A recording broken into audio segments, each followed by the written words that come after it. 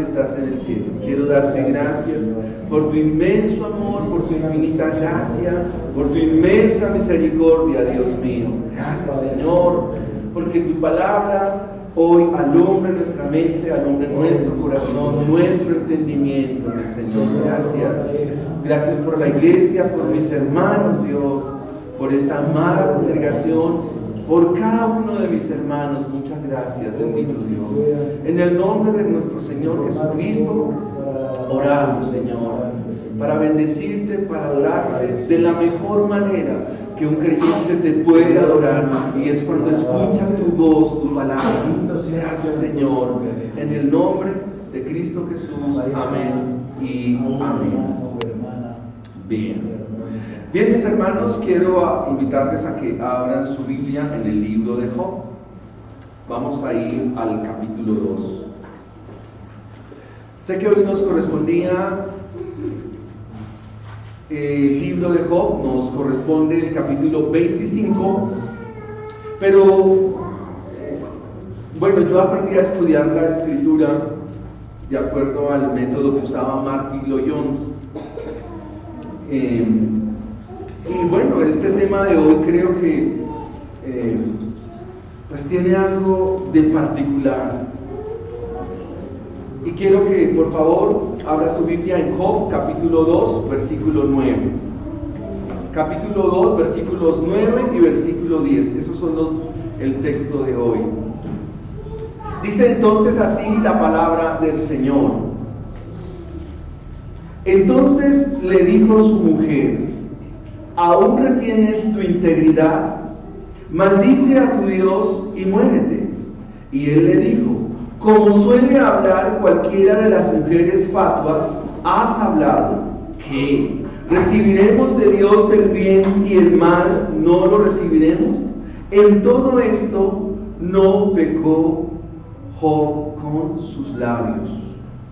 A manera de introducción, hay una escritora, actriz y cantante alemana de nombre Marlene Dietrich. Esta cantante escribió un poema, el cual tituló Sufrir en silencio, una costumbre muy nuestra. Sufrir en silencio, una costumbre muy nuestra, así titula ella el poema. ¿De qué se trata este poema? Ella dice que muchas mujeres se esconden en sus pensamientos, que muchas mujeres sufren en soledad y lo hacen de manera callada, al punto de que nadie lo note. Ella dice en su poema que se aparenta con una resistencia estoica y se finge mientras en su interior se libran batallas que no tienen tregua alguna, hasta que ocurre día a día y rompe su corazón. Ella dice: somos seres sociales y sin embargo la mayoría elegimos sufrir de forma solitaria. Preferimos compartir risas, pero son risas fingidas. Los buenos momentos los aferramos a la rutina y de esta manera pasamos la vida. Termina su poema diciendo: hace falta más valor para enfrentar el sufrimiento que para morir. Y resume diciendo: traumas y silencio van de la mano. No es fácil poner en voz alta todo aquello que nos duele, y existe el miedo siempre, porque viene el juicio. La predicación expositiva tiene estas bendiciones de poder una vez más volver a leer los libros. Si ustedes se dan cuenta, este poema hace mención al sufrimiento de las mujeres. Y quisiera que ustedes entendiesen que detrás del libro también hay una mujer, que es la esposa de Job. Y quisiera que usted entendiera que esta mujer no es de palo. Quisiera que usted entendiera que esta mujer no es de mármol. Quisiera que usted pudiera entender que esta mujer también perdió 10 hijos. Quisiera que usted pudiera entender que esta mujer es la esposa de un hombre muy reconocido, pero que ahora no tiene nada. Quisiera que usted pudiera entender a una mujer que visita a su esposo en el basurero de la ciudad, porque es allí donde viven los leprosos. Quisiera que usted entendiera que esta mujer ya no puede abrazar a su esposo porque su esposo tiene lepra. Y quisiera que usted entendiera que esta mujer no puede darle un beso a su esposo porque el aliento de su esposo está mal, hiede, dice el libro, y es una realidad. Pero también quiero que entiendan esta mañana que hay muchas mujeres que están atravesando esta realidad y, como lo dice el poema, están librando batallas porque por muchas cosas y en muchas cosas sufren en silencio y no lo pueden expresar, lo guardan en su corazón. Así que, ¿qué debe hacer una mujer en medio de su dolor, en medio de la tragedia que puede llegar a vivir cuando vienen circunstancias adversas como las que nos refiere el libro de Job? Por eso, el título en esta mañana es El silencio de la mujer que sufre. El silencio de la mujer que sufre. Y interesante, porque son los únicos 2 versículos en todo el libro de los cuales se habla de la esposa de Job, y implícitamente al final del capítulo 42, donde se dice que pues, Job volvió a tener el mismo número de hijos. O sea, tuvo 10 hijos y pues se tuvo con pues el escritor de registrarnos para cerrar la historia del libro. Ahora vuelve y miremos la pregunta: ¿qué debe hacer una mujer cuando está sufriendo en silencio? ¿Qué debe hacer una mujer cuando está atravesando batallas en su corazón? ¿Qué debe hacer una mujer, según el texto que leímos, cuando sufre por los hijos, sufre por el esposo, sufre? ¿Qué debe hacer? Y de plano, ¿qué debemos hacer nosotros cuando sufrimos por muchas cosas en nuestra vida? Y sobre todo en silencio, que nadie la sabe excepto Dios. ¿Qué hacer? Lo primero que el texto nos dice es que en esta condición no se debe caer en necedad. Ese es el primer aspecto que vamos a tratar. No hay que caer en necedad. Todos los documentales, todo el registro que tengo del libro de Job de la Universidad de Princeton descalifican muchísimo a la mujer de Job, pero el texto no dice nada de descalificarla, porque es una mujer que está sufriendo. Es una mujer que está sufriendo mucho por el texto. Bien, versículo 9. Entonces le dijo su mujer: ¿aún retienes tu integridad? Maldice a Dios y muérete. Este verbo maldecir actúa como un eufemismo, es decir, como una palabra sustituta que puede hablar de 2 cosas. En un sentido, esta palabra puede hablar de bendición, pero en otro sentido habla de una alta traición. Por eso algunas versiones antiguas de la Biblia no dicen maldice a tu Dios y muérete. Otras versiones dicen bendice a tu Dios y muere.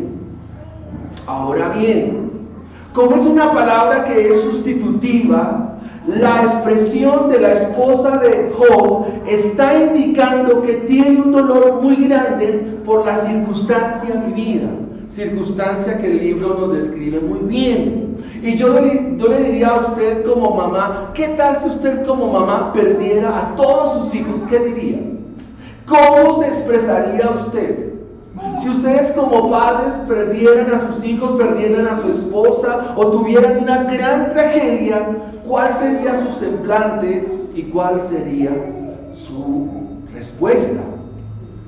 La esposa de Job está pensando que si su esposo es recto, temeroso de Dios y apartado del mal, ¿por qué están atravesando esa tragedia?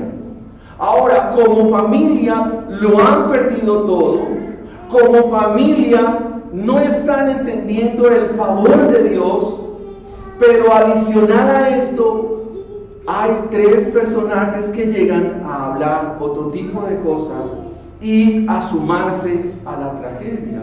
Así que esta mujer lanza una expresión porque hay un motivo de peso muy grande. Ella fue la que dio a luz los hijos. Y en la dinámica de la vida, y en la vida según las Sagradas Escrituras, quien da a luz son las mujeres. Y solo ellas saben lo que cuesta tener un hijo. Y desde esa perspectiva también tenemos que entender lo que el libro nos dice. Ahora, ¿está sufriendo esta mujer? La respuesta es sí. Y debemos pensar por un instante que este sufrimiento probablemente le lleva a lanzar esta expresión. Ahora, hemos dicho que la mujer da una expresión que para nosotros puede sonar algo extraña, porque esta mujer dice: maldice a tu Dios y muérete. Es el resultado de lo que hay en su corazón, es el resultado de lo que hay en su vida misma. Déjenme ilustrarlo de la siguiente manera. ¿Qué pensaría usted si su esposo llega a su casa y le dice esto? Piense bien: mija, me terminaron el contrato en la empresa, pero mija, viniendo de la empresa hacia la casa, me robaron la liquidación. ¿Y se acuerda de la cita médica que tenía? Pues en esa cita me dijeron que tengo ahora una grave enfermedad. ¿Cuál sería su respuesta? ¿Qué pensaría usted si fuera la esposa de un hombre así? Ahora, sé que el mensaje es algo muy interesante y pregunto cuáles van a ser las palabras para este hombre. De por sí, las mujeres van a sentir un choque, pero no lo van a expresar, porque las mujeres buscan seguridad desde todo punto de vista. ¿Y cuáles son los pensamientos de una mujer que ve el sufrimiento?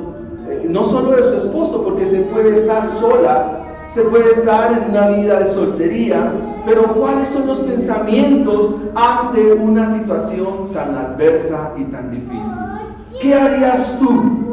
¿Qué sale de tu boca?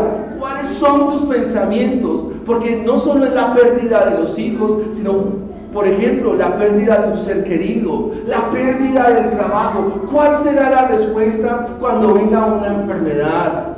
Cuando venga algo que no esperábamos. Tengan la plena seguridad que muchos de nosotros actuaríamos como la mujer de Job. Por lo menos nos tomaríamos de la cabeza y diríamos: ¿por qué está pasando esto? Y esa es una expresión equivalente a la misma expresión que usa la esposa de Job. Sin embargo, el autor sagrado nos deja implícitamente que ante esta situación no se debe caer en necedad. Ahora debemos preguntarnos: ¿qué es la necedad? Una escritora llamada Joni Eareckson dice que el sufrimiento revela tu verdadero yo. Es decir, que Dios provoca el sufrimiento para que nosotros nos demos cuenta qué hay en nuestro corazón. Y para que esta mujer pudiera aflorar ese tipo de expresiones, debía venir también el sufrimiento. Ella dice que el sufrimiento muestra las impurezas de nuestro corazón y que el sufrimiento pone de relieve el egoísmo, el egocentrismo que convergen en las mujeres y también convergen en los hombres. Así que respecto de las mujeres cristianas, deben tener un entendimiento de lo que significa el sufrimiento. Por diseño divino, el hombre es quien protege a la esposa Y Dios es cabeza del hombre y el hombre cabeza de la mujer. Es decir, la mujer siempre se va a refugiar en el hombre, porque el hombre es el representante de Dios. Así está diseñado en el plano divino. Ahora, ¿qué hacer con aquellas hermanas que no tienen su esposo o están solas? Bueno, tienen una iglesia, tienen una congregación, tienen unos pastores que deben pastorearlas y deben cuidar sus corazones, o a lo sumo sus padres. ¿Para qué? Para que tengan una figura de autoridad, una figura de acompañamiento y no caer en esa necedad. ¿Por qué? Porque la provisión de Dios es que todos le conozcamos a Él. Y caer en necedad es proferir palabras desobligantes, es decir, palabras que no corresponden, y aún, terriblemente, lanzar palabras contra Dios. No sé cuántos de ustedes conocen a Elizabeth Elliot. ¿Saben quién es Elizabeth Elliot? Fue una mujer que perdió a su esposo cuando era un misionero a los indígenas Aucas del Ecuador. Su segundo esposo falleció de cáncer. Sin embargo, ella en su libro, El sufrimiento, nos muestra que el sufrimiento son las aguas profundas mediante las cuales conocemos a Dios. Así que cuando esta mujer presenta esta expresión, está dejando aflorar qué hay en su corazón. Y evidentemente ella cae en necedad, lo cual no debemos hacer nosotros, porque es una expresión necia decir: ni aún retienes tu integridad. O sea, aún tú permaneces en tu rectitud, aún permaneces delante de Dios en integridad frente a Él, aún estás ahí para agradar a Dios. Y la respuesta de Job, ¿cuál es? La respuesta de Job dice: ¿por qué hablas como hablan las insensatas? O sea, el texto da a entender que habló en insensatez, no queriendo decir que fuera insensata, sino que la circunstancia la llevó a hablar neciamente. Ahora, hermanas queridas de la iglesia, si hay una situación adversa, difícil, ¿qué deben hacer ustedes, hermanos? A veces decimos: vamos a confiar en Dios. Sí, eso yo lo doy por sentado. Si hay una situación adversa, una situación difícil por enfermedad, escasez, muchas cosas, ¿qué hacer? ¿Qué deben hacer, hermanos? ¿Qué deben hacer ustedes cuando hay una situación difícil? Ahora pongámonos en el plano de los casados. Si por alguna razón estoy atravesando un momento difícil como hombre, si por alguna razón yo estoy atravesando un momento adverso como hombre, ¿cuáles deben ser sus palabras para mí? ¿Cuáles deben ser las palabras de mi esposa hacia mí? Si pierdo el trabajo, sus palabras de sabiduría son: vaya, consiga trabajo rápido. No, eso no habla de la sensatez de una mujer creyente.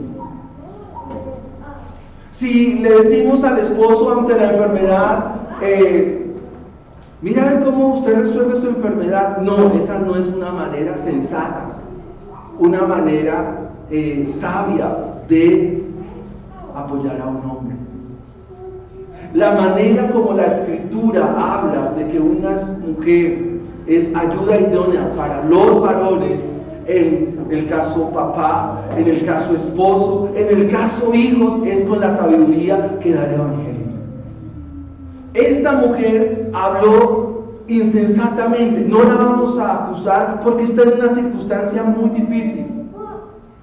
Pero sí, Dios llama en esta mañana a nosotros, a ustedes, hermanas, a que hablen con mucha sabiduría a sus hijos, a su padre, a su esposo, o a quienes tengan por autoridad. Debemos usar la sabiduría que nos da el Evangelio. La mujer sabia edifica. La mujer sabia es la que tiene las palabras de Dios en su corazón.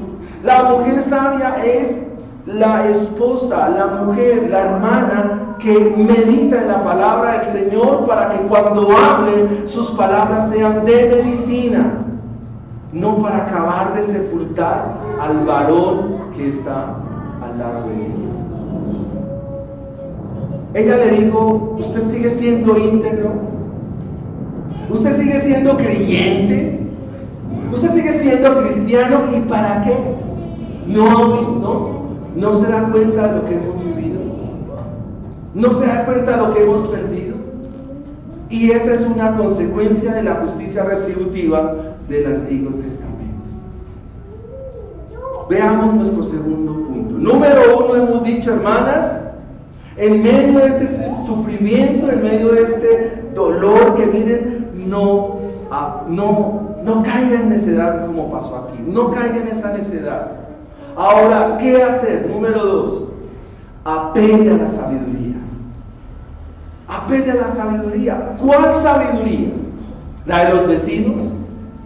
¿La de los amigos? ¿La sabiduría humanista de este mundo? ¿A dónde vamos a acudir? ¿A las vecinas? ¿A los consejos de los amigos?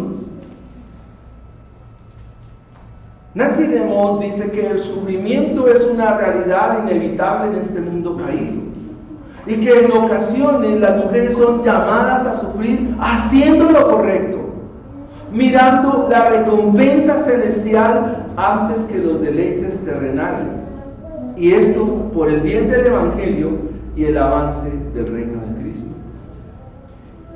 Sabemos que en medio del sufrimiento que se vive en silencio no es fácil, pero hay una única salida. Hay una única salida, y es Cristo Jesús. Su Evangelio, su gracia, el conocimiento del Hijo de Dios es nuestro único y suficiente recurso para todos, para las hermanas, para todos nosotros, para salir avante ante cualquier situación adversa. Es necesario, hermanas, para apelar a esta sabiduría, es necesario que la mente de ustedes, hermanas, viva sometida a Cristo Jesús. Que su mente esté sometida al Evangelio totalmente. Eso les implica estar y seguir siempre fieles a la palabra de Dios. Por eso las hermanas y todos nosotros debemos estudiar todos los días la Biblia. No puede pasar un día donde no leamos este bendito y glorioso libro. No puede pasar un instante. Yo no puedo dejar de leer mi Biblia. No puedo dejar de estudiar la Escritura, porque esa es la manera como yo me someto a las palabras de Cristo. Me someto a su palabra, la estudio, la medito. Y esa consecuencia, nos dice la Escritura, hace de los creyentes que estén siempre o sean vistos como el árbol que está plantado junto a las corrientes de las aguas, que su hoja no cae y todo lo que hace prospera. Hermanos, si usted no lee la Biblia, estará en la caída de su ocaso. Será un árbol que se envejece. Si como hermanos de la iglesia, llámese hermanos, hermanas, todos los que estamos en esta congregación, si no leemos la Biblia, si no la estudiamos, si pasamos los días sin meditar en ella, entonces nos volveremos como sequedades de verano. Es como si ustedes no comieran, se debilitan. Es como si ustedes dejaran de consumir vitaminas, serían fácil presa del enemigo. El Salmo 42 dice: como el ciervo brama por las corrientes de las aguas, así clama por ti, oh Dios, el alma mía.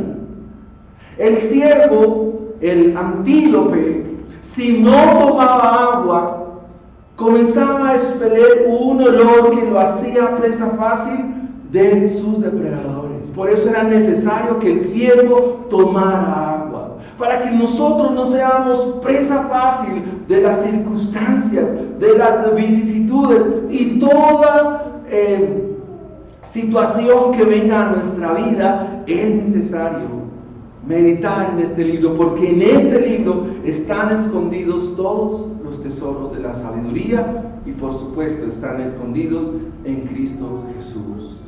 Es necesario vivir con una mente sometida a Cristo.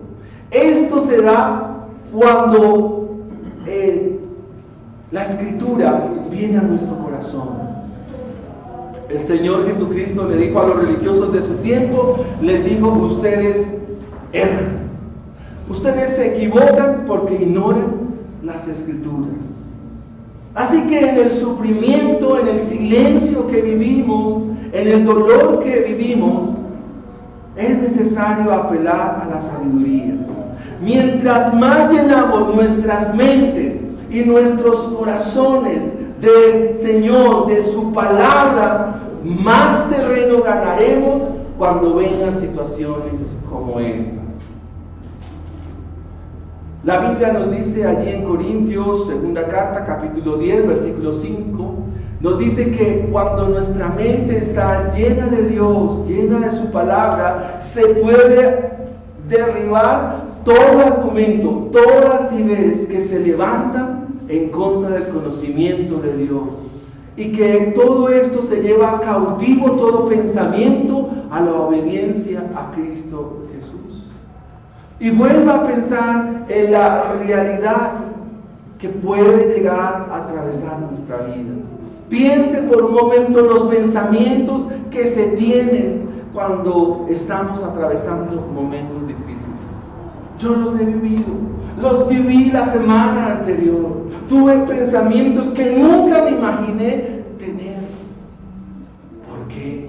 Porque hay situaciones difíciles, hay situaciones complejas, hay situaciones que uno dice: ¿por qué estoy pensando esto? Ahora, vuelve y piense en la ilustración que le conté, la pérdida del trabajo de este esposo. ¿Cuáles serían sus palabras para un esposo que pierde el trabajo? Mira a ver cómo consigue trabajo. ¿O qué le dice el Evangelio? ¿Qué dice la sabiduría de Dios? Mira a ver cómo consigue el sustento. O como dice una amiga mía, mira si se mueve. ¿Va a decir eso? ¿O qué decirle a la esposa también en esta misma situación? O poderle decir: mi hijo, el Señor es nuestro proveedor. ¿Qué es más fácil decir? ¿Qué es más? ¿De dónde afloran las palabras?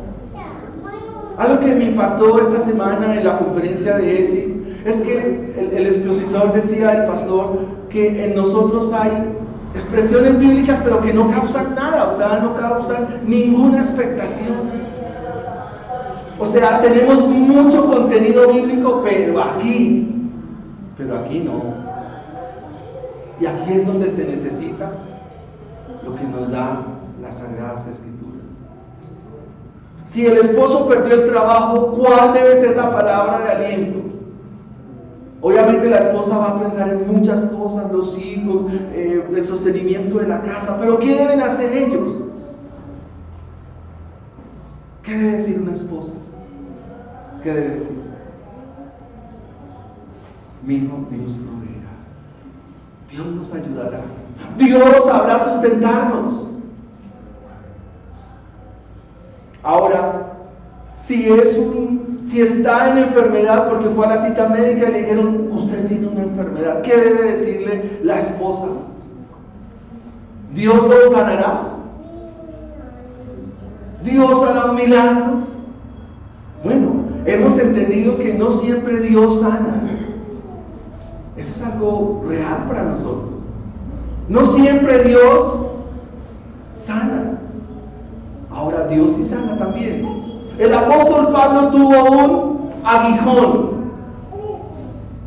Y dice él en su palabra, y Pablo hablando dice: 3 veces he rogado al Señor El mismo Pablo oraba por paños y los paños se los ponían para las personas y las personas sanaban. Pero él no fue sano. ¿Y ahí cómo hacemos entonces? Pero lo que sí sabemos es que Dios nos ayuda a cruzar el valle de lágrimas, el valle de la muerte. Dios va ahí con nosotros para sustentarnos siempre, para ayudarnos siempre. Y las palabras de los hijos de Dios es: Dios está con nosotros. Y un salmo que yo lo había leído muchas veces, hermanos, pero debo confesarles en la mañana de hoy que tal vez no lo había entendido, y es el Salmo 27. Dios es mi luz y mi salvación, no temeré, no temeré. ¿De qué de atemorizarme? Y solo decía: Señor, perdona mi incredulidad, perdona porque no conozco muy bien tu palabra, ignoro las escrituras, perdóname y ayúdame, Señor. Ayuda mi incredulidad, dijeron los discípulos del Señor. Tener cuidado con las palabras habla de lo que hay en nuestro corazón. Cuando llegan tiempos difíciles, tanto los unos como los otros deben estar juntos, porque mejor son dos que uno. Y cuando los dos están en la misma perspectiva de las Escrituras, entonces se puede salir avante de las situaciones. Esta mujer, la esposa de Job, de lo cual se mencionan tan solo estos dos versículos, nos muestra que de comienzo no fue sensata por la circunstancia, pero debía apelar a la sabiduría. El versículo 10 le dice: como suele hablar cualquiera de las mujeres fatuas. Tú estás hablando en necedad, pero debe ser sensata por implicación o por doble vía del texto. Dice: como hablan las mujeres fatuas, has hablado. Ahora, la sabiduría que nos da la Escritura nos da una resolución muy grande para todos. Si queremos convertirnos en mujeres verdaderas, hombres verdaderos de Dios, debemos consagrarnos a nuestro llamado. Debemos consagrarnos al propósito de Dios para nuestras vidas. ¿Cómo? Mediante su gracia, dependiendo de Él todos los días, buscando amar más a Dios con todo nuestro corazón, amar a Dios con toda nuestra alma, amar a Dios con todas nuestras fuerzas. Así seremos hombres y mujeres llenos de la palabra de Dios, que buscamos cada día el conocimiento de las Escrituras. Y seguramente nuestra mente se cultivará con una relación profunda con Dios. Será así como las Escrituras alumbrarán nuestro camino. Será así como las Escrituras alumbrarán nuestra vida. Será así como las Escrituras alumbrarán nuestro hogar. Y nuestros hijos verán la luz del Evangelio que resplandece en el rostro de los hijos de Dios. Hagan brillar su luz delante de los hombres, sí, pero también delante de sus hijos. Y entonces verán vuestras buenas obras y glorificarán al Padre que está en los cielos. Si apelamos al consejo de las Sagradas Escrituras, entonces Dios se glorificará. Habrá pureza y santidad en nuestra vida. Habrá sumisión, mansedumbre y amor. Mostraremos la debida honra, el debido respeto a nuestro Dios, porque entenderemos que somos creados a imagen y semejanza de Él. Y en ese propósito y en ese direccionamiento, entonces toda situación, toda adversidad, toda dificultad, encontraremos reposo y descanso en el Señor. No se podrá sufrir ya tanto en silencio. No se podrá sufrir, no podemos ya pasar esos tragos amargos solos, sino que ahora tenemos la confianza de Dios. Pero es necesario volver a la Escritura. Así que la mujer de Job, no, la de Lot se quedó jugando a las estatuas de sal. La esposa de Job es vista como una mujer que sufre, que no es sensata, pero que debe apelar a la sabiduría, y como número 3, debe permanecer en la teología de su esposo. Debe permanecer en la teología de su esposo. Su esposo, Job, es un teólogo. En el versículo 10, la parte B, dice que ¿recibiremos de Dios el bien y el mal no lo recibiremos? Este teólogo que aquí se nos expresa, nos presenta una comprensión del bien y del mal. Ahora preguntémonos, ¿será que los hombres de esta iglesia están llamados a ser teólogos? ¿Cuál sería su respuesta? ¿O la teología solamente es para los seminarios, las academias cristianas y para cierto personal de la iglesia que tiene acceso a este lugar, a esa rama? ¿Qué dicen ustedes, hermanos? La verdad, hermano, todos los creyentes están llamados a ser teólogos. Porque ¿qué es la teología? Es la ciencia que trata del conocimiento de Dios. Y Juan 17:3 nos dice que, y esta es la vida eterna, que te conozcan a ti, el único Dios verdadero, y a su Hijo Jesucristo, a quien has enviado. Así que la esposa debía mantenerse en la teología del esposo. Ahora, una vez más, ¿qué tantos hombres estudiosos somos de la Biblia? Y este es un llamado para todos los varones, a que estudiemos la Biblia. Debo decirlo, en eso las mujeres nos están sacando ventaja. Y lo que necesita este mundo, esta realidad, son hombres que crean firmemente al Evangelio. Miren, este es un tiempo hermoso para predicar. Hay mucha sed de Dios, hay mucha necesidad de Dios, hay mucha hambre de Dios. Pero Dios va a traer a estos hombres. Nuestra iglesia va a avanzar si es por la locura de la predicación. Pero para eso se requiere ser teólogo. Y un teólogo es aquella persona, estoy hablando de los teólogos bíblicos, conservadores. Un teólogo es aquella persona que por la Escritura, que por la Biblia, sabe la respuesta a todas las circunstancias de este mundo. Un teólogo es aquella persona que por la Biblia da respuesta a todo lo que sucede en la realidad de este mundo. En el sufrimiento, por supuesto. ¿Y qué dice Job? ¿Recibiremos de Dios el bien y el mal no lo recibiremos? Ahora, ¿cuál es la comprensión del mal para Job? Pues él sabe que los que aman a Dios, todas las cosas les ayudan para bien. O sea que ante una realidad adversa, Job no escatima que todo proviene de Dios. Si ustedes recuerdan el libro de Ruth capítulo 1, versículo 20, es una mujer muy entendida y es una muy buena teóloga, digna de imitar. Cuando Ruth vuelve de Moab y vuelve a Canaán, ella dice en Ruth 1:20, y ella le respondía: no me llamen más Noemí, más bien llámenme Mara, es decir, amargura, porque grande es la amargura que el Todopoderoso ha puesto sobre mí. ¿Qué entendía Noemí?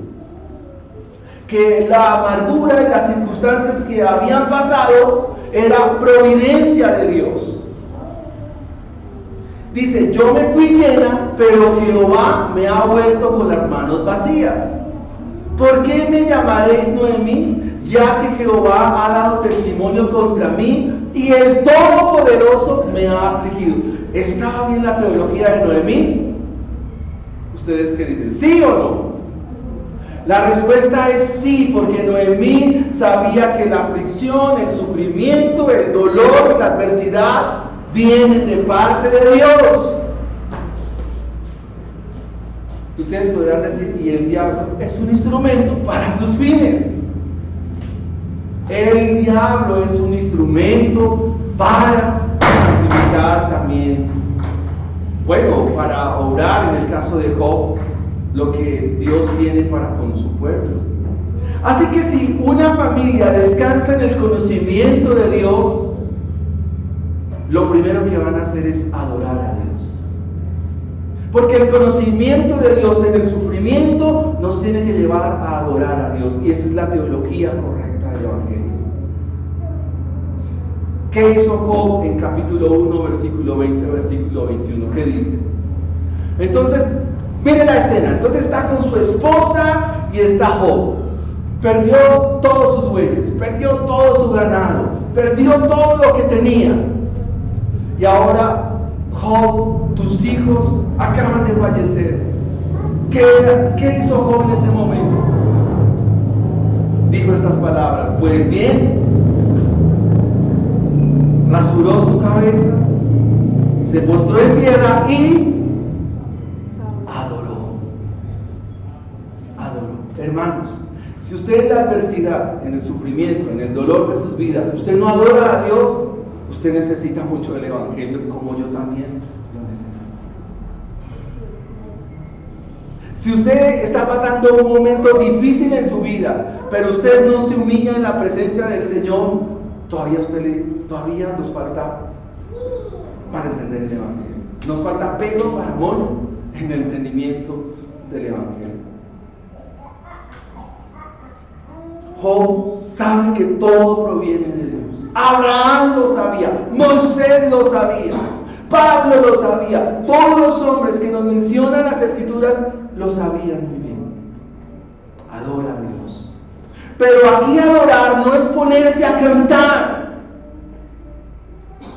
Aquí adorar no es recitar la Biblia, porque esa es una comprensión mala que tenemos de la adoración. Muy mala.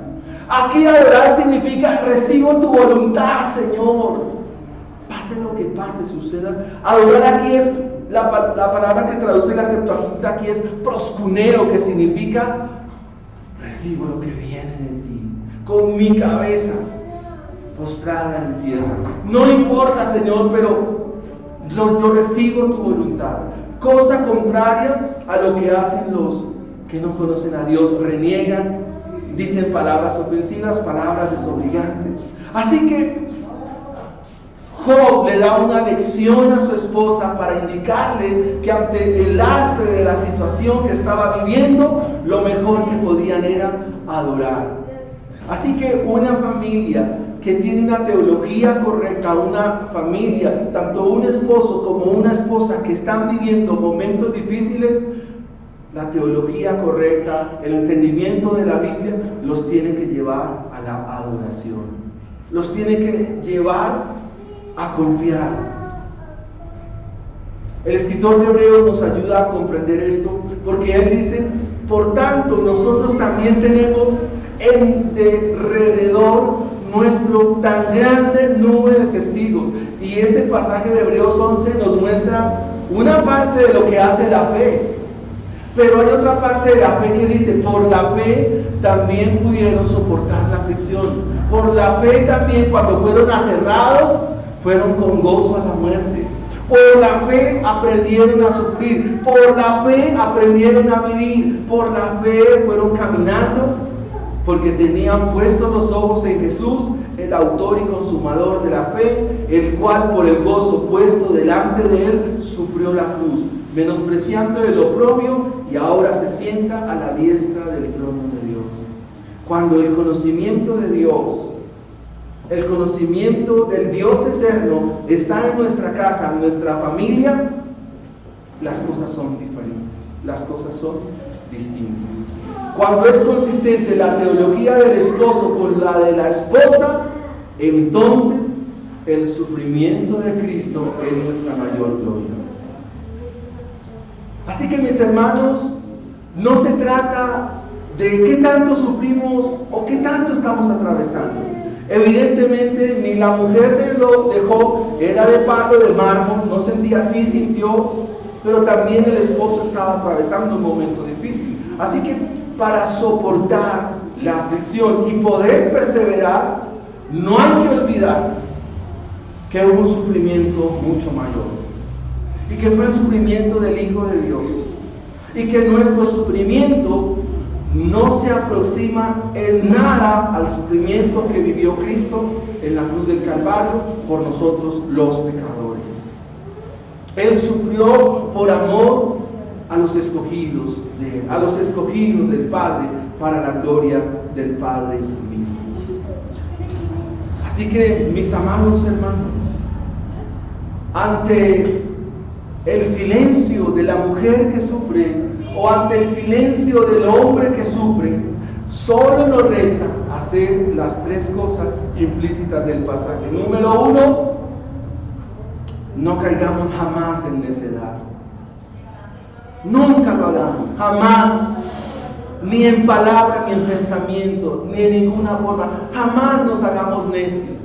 Número 2, apelemos, vayamos siempre al consejo de Dios. Hermanos, ante cualquier situación de nuestra vida, Dios tiene la respuesta, hermanos. Estoy seguro de eso. Dios tiene la respuesta, Dios tiene la salida. Dios tiene la salida. Y número 3, esforcémonos por conocer más a Dios. Por eso, hermanos, varones, estudiemos la Biblia, estudiemos la Escritura. Tenemos esa responsabilidad grande. Y número 4, siempre pensar que el sufrimiento de Cristo fue mucho más grande, fue mucho más doloroso, porque Cristo sufrió la ira eterna del Padre, la ira que era sobre todos nosotros. Más le costó al Señor, mucho más, hermano.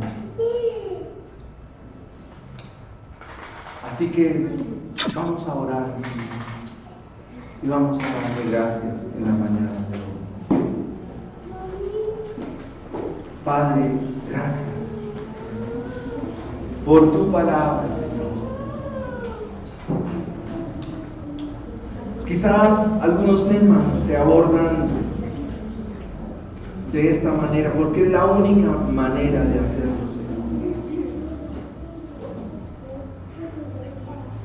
Dios, aléjanos de la insensatez, de la necedad, Padre. Más bien danos sabiduría, Padre. Como esposos, como familia, como hogar, Señor. Señor, ¿cuántas veces para con nuestros hijos decimos palabras no sabias? ¿Cuántas veces hablamos necedad contra nuestro esposo o contra nuestra esposa? Dios, ayúdanos. Dios mío, ayúdanos, por favor. Señor, ¿a quién iremos si solo tú tienes palabras de vida eterna, Padre? Esta mujer también había perdido a sus hijos. Obviamente no se menciona a ella en la Biblia por el contexto cultural de ese tiempo, pero hoy nos da la oportunidad de mencionar, porque ella también sufrió, como muchas mujeres sufren dolor, sufren amargura, sufren tristeza, sufren en silencio, pero tú, mi Señor, sabes ser propicio a sus días, a su soledad, Señor, a sus momentos que solo tú conoces. Ayuda a mis hermanas, Señor. Fortalécelas, Padre. Trae sobre ellos el mejor de los conocimientos, que es el conocimiento del Hijo de Dios. Porque Él sabe ser buen Padre. Él sabe ser el mejor de los esposos. Cristo es el mejor de los compañeros. Nada se compara con Él. No hay forma, no hay manera de comparar a Cristo Jesús. Decía el predicador esta semana que nosotros nos alegraría el rostro por $1.000.000. Pero Cristo es más grande que eso. Que Cristo es más grande que cualquier cosa en esta tierra. Por eso ayúdanos como iglesia, a nosotros los varones, a ser hombres que conocen de ti, Señor, que conocen del conocimiento de tu verdad, que descansamos en la Escritura. Perdóname, Señor, porque a veces caemos en lo que diría un predicador, en intelectualismo, en puro conocimiento académico. Pero cuando viene el momento difícil es donde fluctuamos, porque las verdades tuyas sí están en nuestra mente, información, pero no están en nuestro corazón. Señor, ayúdanos. Trae consolación a nuestras vidas en esta mañana. Si sufrimos dolor, si sufrimos angustia, si sufrimos por nuestros hijos, Dios, trae consolación, Señor. Consuela a la iglesia, Padre. Tú estás con nosotros, Señor. Tú estás con tu pueblo. Tú estás ahí, Señor. Tú estás siempre con nosotros. Nunca nos has dejado. Jamás nos dejarás. Jamás nos desampararás. Siempre estarás con nosotros, Señor. Siempre estarás conmigo, Señor. Siempre has estado.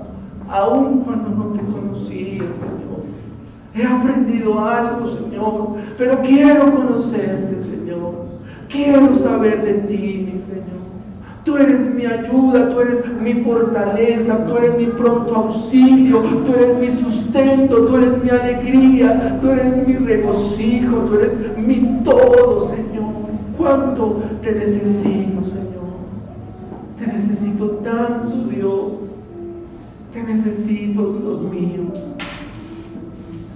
Te necesito mucho, amado mío, Rey mío, Dios mío. Te necesito, Señor. Permíteme, Señor, que te conozca, que te contemple, Señor. Que pueda ver, Dios, tu gloria, tu poder, la hermosura de tu santidad, mi Señor. Enséñanos, Jesús. Enseña a la iglesia, Señor. Cada discipulado, Señor. Que los niños te puedan conocer, Señor. Que los jóvenes te puedan conocer de verdad, verdad. Que los varones te conozcan. Que las mujeres te conozcan. Como lo presenta Jerry Cross. O como el pastor Sadrak Lobros, al decir que Él es la sabiduría. Él es quien sustenta a los débiles, quien recibe al huérfano, en quien toda carga es ligera y todo yugo es fácil. Enséñanos a conocerte tú, que eres manso y eres humilde de corazón. Enséñanos, Señor, cual discípulos tuyos, a venir a ti, Señor, como lo hicieron tus discípulos cuando tú abriste tu boca y les enseñaste allí en Galilea. Enséñanos, Señor. Enséñanos, para que cuando vengan esos momentos difíciles nos podamos sostener como Moisés, mirando al invisible y teniendo por mayores riquezas el vituperio de Cristo, teniendo por mayor riqueza el sufrimiento, la cruz, el Calvario mismo. Oh, Señor, porque nuestra mayor riqueza, nuestro mayor tesoro está en la cruz de Cristo, porque ahí fue un sufrimiento mucho mayor que el que nosotros podamos llegar a vivir. No se compara, Dios. Gracias, Señor.